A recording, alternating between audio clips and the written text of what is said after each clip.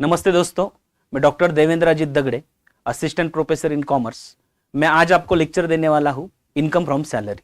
तो सैलरी क्या है, यहाँ पे दो कॉन्सेप्ट बहुत जरूरी है, एक है एम्प्लॉयर और एक है एम्प्लॉय। जो भी कोई एम्प्लॉय है, जो भी कोई काम करेगा एम्प्लॉयर के अंडर, उसको जो भी कुछ रेम्यूनरेशन मिलेगा it is called as salary. तो सैलरी का कैलकुलेशन करते वक्त यहाँ पे अलाउंसेस आ सकते हैं, परक्विजिट आ सकते हैं। तो अलाउंसेस जो रहेंगे वो हम बाइफरकेट करने वाले। कुछ अलाउंसेस ये टैक्सेबल रहेंगे, कुछ अलाउंसेस ये जो भी रहेगा, कुछ अलाउंसेस ये पार्टली टैक्सेबल रहने वाले, पार्टली एग्जम्प्ट रहने वाले। तो हम देखते हैं सैलरी क्या है। Salary means any remuneration paid by an employer to his employee in a consideration of this service is called as a salary. It is also include the monetary values of the benefits and the facilities provided by the employer which is a taxable. Salary is paid in cash as well as allowances. तो basic charge का जो section है वो है section 15। इन्होंने clear यहाँ पे बता दिया है, अगर आपकी सैलरी ड्यू और receipt which ever is earlier, इसके हिसाब से आपको इनकम फ्रॉम सैलरी के अंदर सैलरी शो करनी पड़ेगी। अगर आपने एडवांस सैलरी ली होगी तो वो भी रिसिप्ट बेसिस भी आपको टैक्सेबल करनी पड़ेगी। और अलाउंसेस में जो मैंने आपको अभी बताया, तो allowances are bifurcated into 3 part.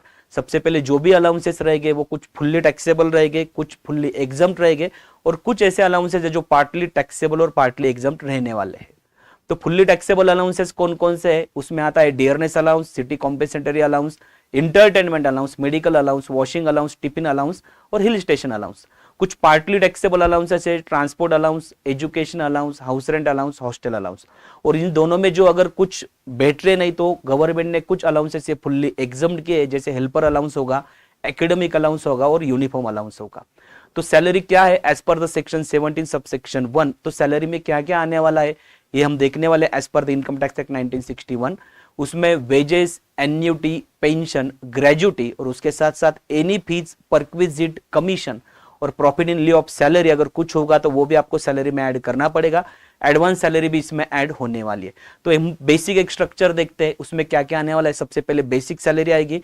Allowances और परक्विजिट्स में फर्क क्या है, तो हम सबसे पहले देखते हैं अलाउंसेस मीन्स जो भी आपको पैसे में मिलेगा उसको हम बोलते हैं अलाउंसेस। और परक्विजिट मीन्स क्या है कि परक्विजिट यानी आपको अदर देन पैसा जो भी कुछ फैसिलिटीज मिलेगी it is called as perquisites. तो ये सब मिला के आप में जो भी इनकम आपका रहेगा सैलरी का, उसमें से आपको एज पर द सेक्शन 16 आपको डिडक्शन मिलने वाला है। तो स्टैंडर्ड डिडक्शन अगर आपका ओल्ड रिजिम रहा तो आपको 50,000 रुपया मिलेगा। अगर आपका न्यू रिजिम रहेगा तो आपको वहां पे 75,000 मिलने वाला है।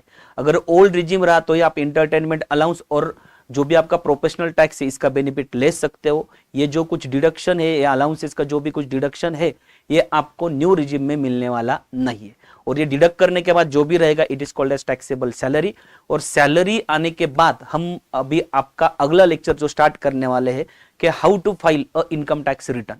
अभी ITR 1 किससे डील करेगा इसके बारे में मैं आपको अगले लेक्चर में जानकारी देने वाला हूं, लेकिन बेसिक कॉन्सेप्ट आपके क्लियर होने चाहिए। इसके वजह से ITR 1 में अगर आपका इनकम फ्रॉम सैलरी होगा, इनकम फ्रॉम अदर सोर्सेस होगा, अगर आपका एग्रीकल्चर इनकम ये 5,000 रुपए के अंदर होगा, अगर आपका बिजनेस इनकम होगा, शॉर्ट टर्म कैपिटल गेन होगा, लॉन्ग टर्म कैपिटल गेन होगा, तो आप ITR 1 यूज नहीं कर सकते। तो ITR 1 फाइल करने से पहले हमको कुछ बेसिक डॉक्यूमेंट्स लगने वाले। उसमें आएगा आपका 26 AS रहेगा, उसके बाद AIS रहेगा, TIS रहेगा। जो भी इंप्लॉयर ने आपको फॉर्म 16 दिया है वो आपको साथ में रखना पड़ेगा। इसके साथ साथ आपको आपका बैंक स्टेटमेंट भी चेक करना पड़ेगा, उसमें आपको बैंक का इंटरेस्ट कितना आया है, आपको एग्जाम का रेम्यूनरेशन कितना है, इसका भी कैलकुलेशन हमको इसमें देना पड़ेगा। अगर आपको आपका रिटर्न फाइल करना होगा तो रिटर्न फाइल करना बहुत आसान बात है, लेकिन उसके पहले आपको बेसिक इंफॉर्मेशन होनी चाहिए। तो सबसे पहले आपको www.incometax.gov.in पे जाना है, आपका लॉगिन खुद का करना है। अगर आपको लॉगिन करने से पहले आपको रजिस्टर्ड करना पड़ेगा, जहां पे आपकी पैन के हिसाब से पूरी इंफॉर्मेशन आएगी। आप लॉगिन करके आपका ITR 1 फाइल कर सकते हो। तो ये लॉगिन की विंडो आपके सामने दिख रही है। तो लॉगिन करने के बाद आप वहां पे आपका पासवर्ड डालना है। उसके बाद आप जब रिटर्न फाइल करना स्टार्ट करोगे तो आपको सबसे पहले आपका बैंक अकाउंट प्री वैलिडेट करना ये मैंडेटरी है। तो इसके बारे में मैं आपको अगले लेक्चर में जानकारी देने वाला हूं। थैंक यू, मिलते हैं अगले लेक्चर में।